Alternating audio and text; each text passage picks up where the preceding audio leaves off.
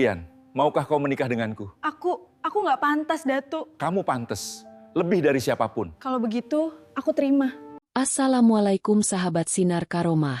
Bayangkan, namaku Lirian, gadis miskin dari kampung kecil di Sumatera Barat. Demi membantu keluarga, aku merantau ke Malaysia dan bekerja sebagai pembantu di rumah seorang datuk kaya raya bernama Rasman. Tak pernah terbayangkan hidupku akan berubah total hanya karena sebuah vas bunga pecah dan luka kecil di tangan.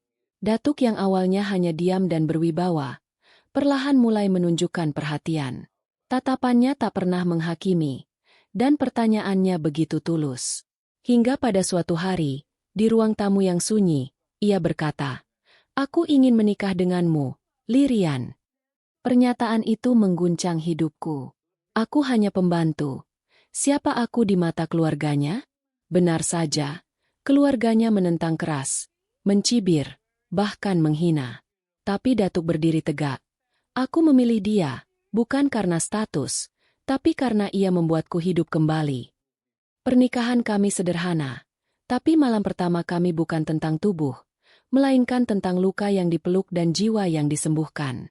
Saat dunia luar menghina, Datuk tetap menggenggam tanganku erat. Bahkan ketika aku memilih pergi karena tekanan, ia mencariku sampai ke kampung halamanku. Kini aku bukan lagi sekadar pembantu. Aku adalah istri yang dicintai, dihormati, dan berdiri di panggung dunia untuk perempuan-perempuan yang dulu juga dianggap tak layak. Karena cinta sejati bukan soal harta, tapi soal siapa yang bertahan di tengah badai, dan tetap memilih untuk mencintai. Sebelum kita mulai ceritanya, jangan lupa dukung kami dengan like dan subscribe Sinar Karomah agar kami semangat untuk memberikan cerita menarik lainnya. Semoga semua yang like dan subscribe channel ini selalu diberi kesehatan, rezeki yang lancar, hati yang tenang, dan dimudahkan segala urusannya. Mari kita mulai ceritanya. Namaku Lirian. Usia 21 tahun. Asal dari kampung kecil di kaki Bukit Barisan, Sumatera Barat. Aku adalah anak sulung dari 5 bersaudara, dan karena ayahku lumpuh akibat kecelakaan saumil, akulah yang menggantikan peran tulang punggung. Saat teman-temanku menikah muda atau lanjut kuliah, aku justru mengemas baju dan nekat jadi TKI ke Malaysia. Sudah hampir 1 tahun aku bekerja di rumah mewah milik Datuk Rasman. Seorang duda kaya raya, pemilik beberapa usaha properti dan kelapa sawit. Rumahnya bak istana kecil dengan pelayan lebih dari 5 orang. Tapi aku satu-satunya pembantu pribadi di bagian dalam. Tugasku merapikan kamar, menyajikan teh, dan memastikan ruangan-ruangan selalu wangi dan bersih. Datuk hampir tak pernah bicara. Wajahnya kaku, matanya tajam. Tapi bukan galak, lebih seperti menyimpan banyak luka. Entah kenapa, setiap kali aku berpapasan dengannya, ada perasaan seperti tersedot ke dalam matanya yang kelam. Seperti ada banyak cerita yang ingin keluar, tapi terpenjara rapat. Hari itu, hidupku berubah. Aku sedang membersihkan ruang tamu. Di sudut rak antik yang dipesan dari Perancis, ada vas bunga yang sangat cantik. Aku baru saja selesai mengganti bunga mawar putih di dalamnya ketika lututku terpeleset karena tetesan air dari semprotan. Brak! Vas itu jatuh dan pecah. Ya Allah! Aku membeku. Tanganku terluka terkena serpihannya. Aku segera merunduk, membersihkan pecahan sambil mencoba menahan tangis. Aku tahu betul harga vas itu bisa sama dengan 1 tahun gajiku. Detik itu juga, langkah kaki Datuk terdengar dari arah tangga. Aku tidak berani menatap. Tapi saat ia melihat luka di tanganku, wajahnya justru melembut. "Kenapa kamu gak panggil saja yang lain?" Aku hanya bisa menunduk. "Maafkan saya, Datuk. Saya ceroboh." Datuk berjongkok. Untuk pertama kalinya, ia memegang tanganku. Dingin dan lembut. Ia mengusap luka itu dengan kain putih bersih. Dan tanpa berkata panjang, ia berkata lirih, "Lain kali, hati-hati. Kamu penting." Aku terdiam. Kata-kata itu membekas. Lebih dari semua kalimat yang pernah kudengar di rumah itu. Seorang datuk bilang aku penting? Sejak saat itu, sesuatu berubah. Datuk tak lagi diam. Ia mulai menanyakan kabarku, asal-usulku, bahkan hobi yang kusukai. Awalnya aku menjawab kaku, tapi lama-lama, obrolan itu seperti benih yang tumbuh jadi pohon besar di antara kami. Ia bahkan pernah menyuruh sopirnya membelikan rendang Padang karena tahu itu makanan favoritku. Namun, gosip mulai beredar. Sesama pembantu mulai membicarakanku. Kamu itu pinter nyari perhatian ya, Lirian. Aku hanya bisa menahan sakit hati. Aku tahu posisiku, dan aku tak pernah punya niat buruk. Tapi mungkin memang tak semua orang bisa melihat sesuatu dari niat baiknya. Sampai pada suatu malam, saat rumah sudah sepi dan hujan gerimis membasahi jendela, Datuk memanggilku ke ruang tamu. Di sana hanya ada kami berdua. Ia duduk dengan tenang, matanya menatap ke arahku seperti biasanya. Tajam, dalam, tapi kali ini lebih hangat. Lirian, katanya pelan. Apa kamu percaya cinta bisa datang di waktu yang gak biasa?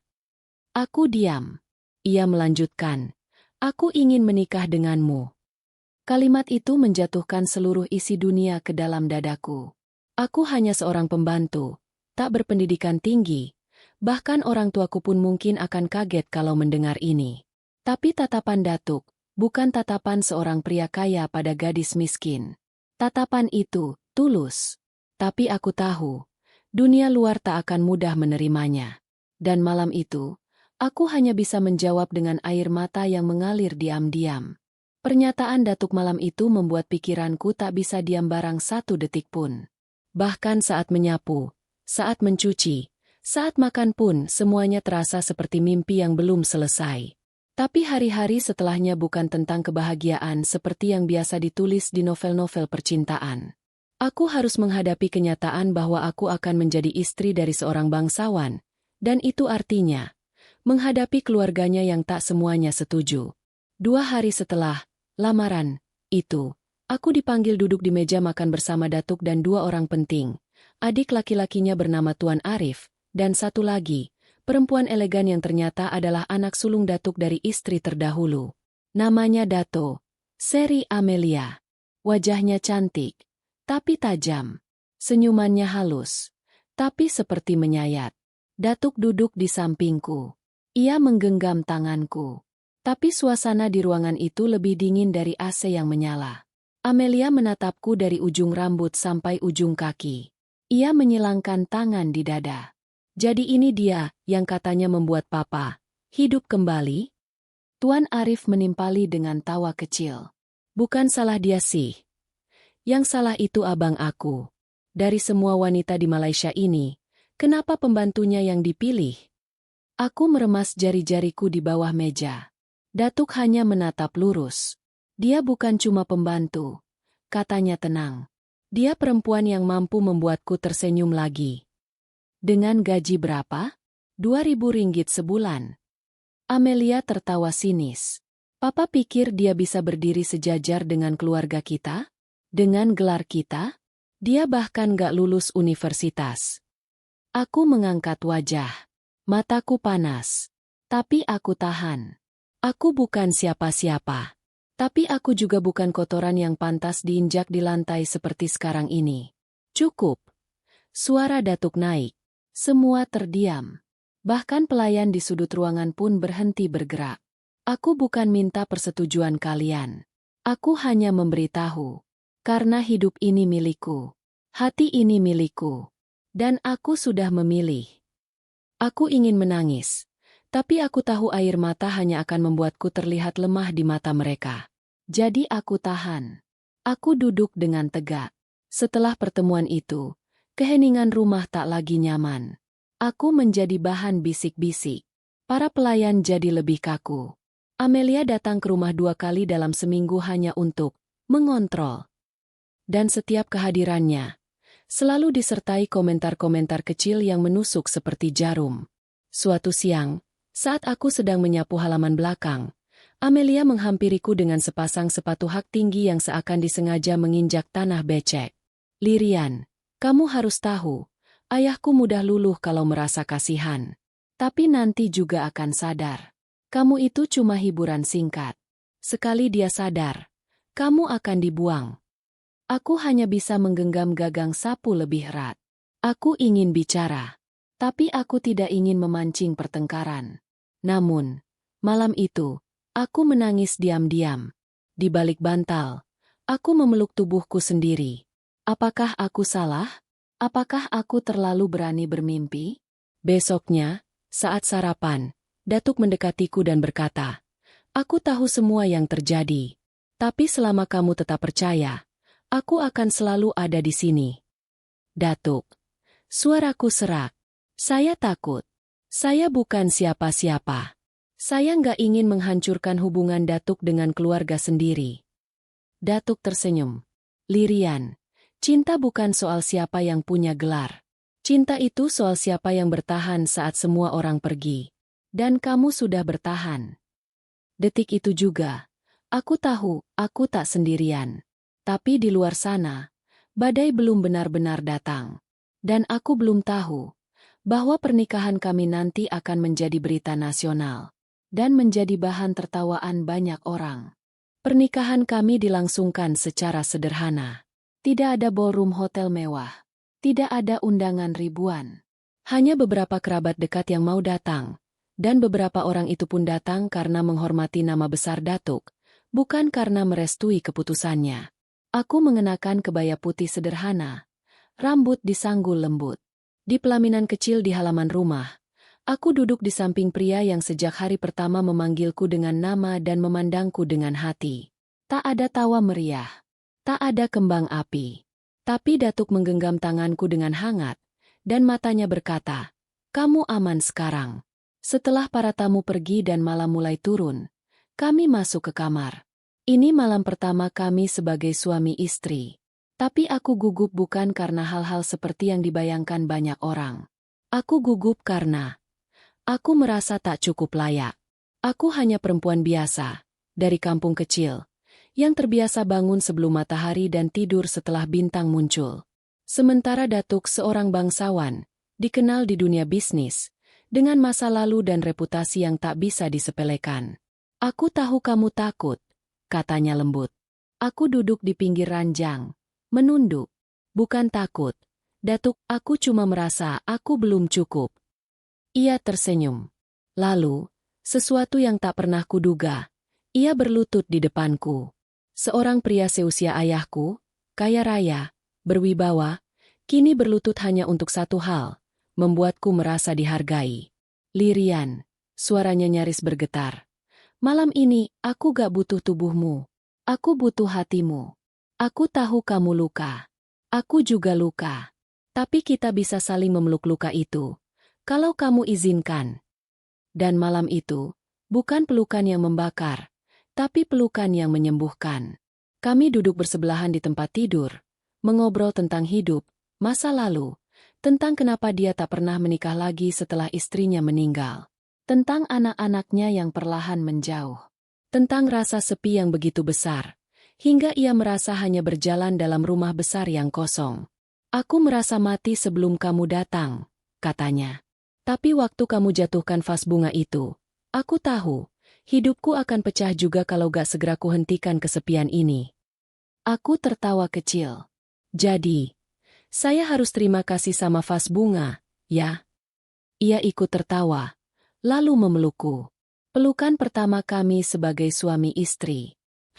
Tidak tergesa-gesa, tidak menghakimi, tidak menuntut. Tapi dunia di luar kamar kami tak sehangat itu. Besoknya, beranda rumah penuh dengan media. Ternyata, kabar pernikahan kami bocor. Foto kami berdua duduk di pelaminan tersebar di sosial media. Judulnya menyakitkan. Datuk Rasman nikahi pembantu sendiri. Cinta atau ilmu hitam. Status sosial dicampakkan demi perempuan misterius dari Indonesia. Aku menangis membaca komentar-komentar jahat. Banyak yang menyebutku perempuan licik, tukang guna-guna. Bahkan ada yang bilang aku pasti hanya numpang kaya, lalu akan tinggalkan Datuk. Datuk duduk di sebelahku saat aku membaca komentar itu. Ia ambil ponsel dari tanganku. "Kita gak hidup untuk memuaskan orang lain," katanya. "Mereka gak tahu apa yang kita alami. Dan aku akan tetap genggam tanganmu, tak peduli siapa yang bicara." Aku memeluknya erat. Malam itu, Untuk pertama kalinya dalam hidupku, aku merasa aman. Tak butuh waktu lama sampai tekanan dari luar mulai merembes ke dalam rumah kami. Anak-anak Datuk mulai benar-benar menjauh.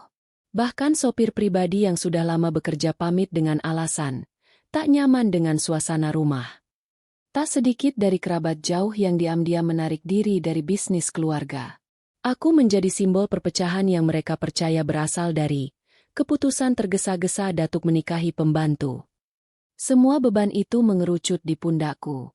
Aku mencoba tetap tabah, tersenyum, melayani Datuk seperti biasa.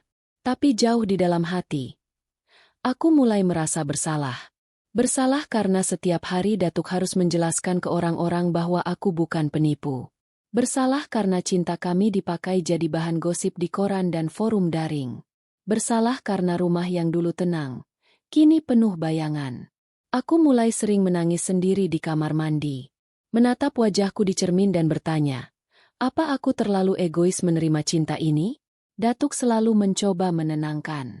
Tapi di suatu malam, ketika ia tidur lebih cepat dari biasanya, aku duduk di teras belakang rumah, sendirian, lalu membuka ponsel. Di layar ada satu pesan dari ibu di kampung.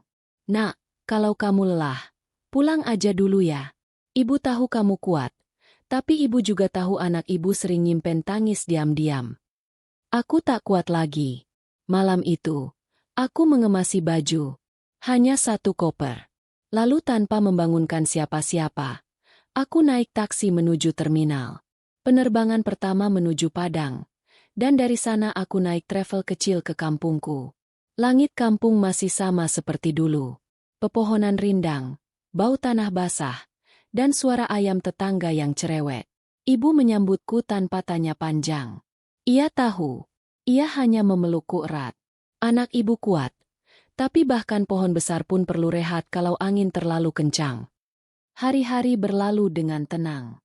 Aku bantu ibu di dapur, menemani adik-adik mengaji, dan sesekali duduk termenung di ayunan bambu samping rumah. Tapi di dada ada ruang kosong. Seperti tempat yang kehilangan sesuatu yang seharusnya ada. Sampai suatu pagi, saat aku sedang menyapu halaman, terdengar suara mobil berhenti di depan rumah. Suaranya asing. Mobil hitam. Mewah. Plat Malaysia. Aku mendekat. Dari dalam mobil, pintu terbuka. Datuk. Ia berdiri di sana, mengenakan batik tipis, wajahnya lelah. Matanya seperti tak tidur berhari-hari. Ibu keluar dari dapur, terkejut melihat tamu tak biasa itu. Aku cari kamu kemana-mana, katanya pelan. Kenapa pergi diam-diam, Lirian? Air mataku pecah. Aku ngerasa aku beban buat Datuk. Aku ngerusak hubungan dengan anak-anak, bisnis, reputasi. Ia menggeleng. Kamu gak pernah jadi beban. Kamu rumah. Tanpa kamu, aku cuma punya bangunan kosong. Aku menunduk. Tapi semua orang benci aku. Biarkan orang bicara. Aku bukan hidup buat mereka. Aku hidup buat kita. Ibu hanya berdiri terdiam di belakang kami, menatap dengan mata haru. Ia tak perlu berkata apa-apa. Karena dalam pelukan yang akhirnya kembali Datuk berikan padaku di bawah pohon jambu itu, aku tahu ini bukan hanya tentang cinta. Ini tentang dua jiwa yang berani saling sembuhkan, saling cari, bahkan ketika semuanya menolak. Setelah hari itu di kampung, aku tahu, aku tak bisa terus bersembunyi dari dunia. Aku kembali ke Malaysia bersama Datuk. Bukan dengan gegap gempita, bukan dengan pengumuman besar-besaran, tapi dengan hati yang sudah lebih kuat, dan cinta yang sudah lebih dalam. Kami pindah ke rumah yang lebih kecil di pinggiran kota. Datuk bilang, aku ingin rumah yang bisa kita isi bersama dari awal. Bukan bangunan yang penuh bayang-bayang masa lalu. Rumah itu sederhana, tapi setiap sudutnya hangat. Kami menanam bunga bersama. Pagi-pagi aku buatkan sarapan, dan malam-malam kami duduk di beranda, bicara tentang hal-hal remeh yang dulu terasa mewah, karena hidup kami sebelumnya terlalu sunyi. Tapi dunia tak berhenti membicarakan kami. Sebuah media lokal menulis artikel tentang kisah kami, tanpa tendensi negatif. Artikel itu viral. Komentar netizen mulai berubah arah. Dari yang awalnya penuh hinaan, menjadi harapan. Aku juga pembantu. Tapi setelah baca kisah ini, aku yakin aku juga bisa dicintai. Semoga semua perempuan yang pernah diremehkan bisa setegar Lirian. Datuk dan Lirian, definisi cinta gak kenal kasta. Pesan-pesan itu mengalir tiap hari. Bahkan, beberapa komunitas pekerja migran diundang untuk bertemu denganku. Mereka ingin mendengar langsung kisahku. Bukan kisah tentang menikahi orang kaya, tapi tentang percaya diri, harga diri, dan bagaimana mencintai diri sendiri walau dunia bilang kamu bukan siapa-siapa. Suatu hari, aku diundang ke sebuah forum perempuan internasional. Awalnya aku ragu, tapi Datuk mendorongku. Cerita kamu penting, Lirian. Karena kamu suara dari banyak hati yang selama ini dibungkam oleh status dan label. Aku berdiri di panggung itu, mengenakan batik putih sederhana, suara bergetar tapi tegas. Di hadapanku ada ratusan pasang mata dari berbagai negara.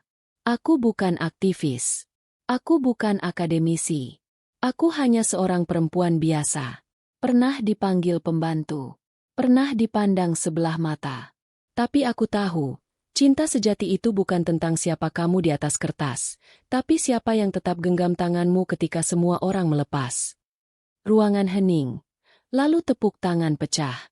Tapi lebih dari itu, aku melihat air mata di mata beberapa perempuan. Bukan karena sedih, tapi karena mereka merasa dilihat, diakui, diangkat. Sepulang dari acara itu, aku duduk di samping Datuk di taman kecil rumah kami. Kamu tahu gak? Katanya sambil menyeruput teh. Aku dulu berpikir hidup itu cuma soal kerja dan reputasi. Tapi setelah kenal kamu, aku sadar hidup itu soal siapa yang membuat kita merasa pulang. Aku tersenyum, menyandarkan kepala ke pundaknya. Dan aku pulang, Datuk.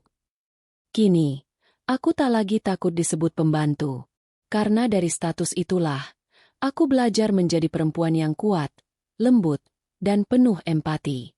Dan kini, aku berdiri bukan di belakang bayang-bayang, tapi di tengah cahaya.